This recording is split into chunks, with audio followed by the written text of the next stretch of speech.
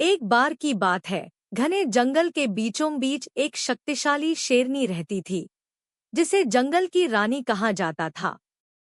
उसका नाम शेरावी था और उसकी हिम्मत और बुद्धिमानी की कहानियां पूरे जंगल में मशहूर थी। जंगल के सभी जानवर उससे बहुत डरते थे, लेकिन साथ ही उसका सम्मान भी करते थे क्योंकि वह हमेशा न्याय करती थी। एक दिन जंगल में एक भयंकर सूखा पड़ा। सभी जानवर भूख प्यास से परेशान हो गए।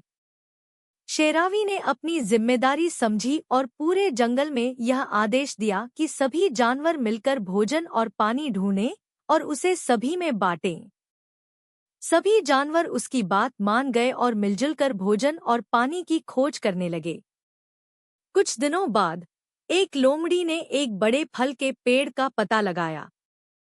पेड़ पर ढेर सारे फल लगे थे, लेकिन वह लोमड़ी अकेले उन फलों को खाना चाहती थी। उसने सोचा कि अगर वह यह बात जंगल की रानी को नहीं बताएगी, तो वह सारे फल अकेले खा सकती है। लोमड़ी ने पेड़ को छुपाने की कोशिश की, लेकिन उसकी चालाकी ज्यादा दिन नहीं चल पाई।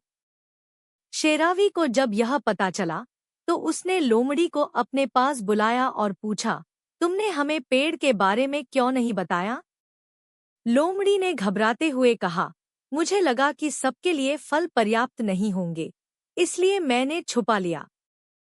शेरावी ने गुस्से में कहा, यह जंगल सिर्फ तुम्हारा नहीं है, यह सभी का है। तुम्हारी चालाकी से पूरे जंगल को नुकसान हो सकता था। शेरावी ने लोमड़ी को सजा दी कि वह कुछ दिनों तक सभी जानवरों के लिए भोजन और पानी का इंतजाम करेगी।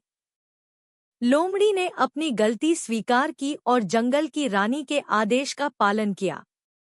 धीरे धीरे जंगल के हालात सुधरने लगे और सभी जानवर शेरावी की बुद्धिमानी की तारीफ करने लगे।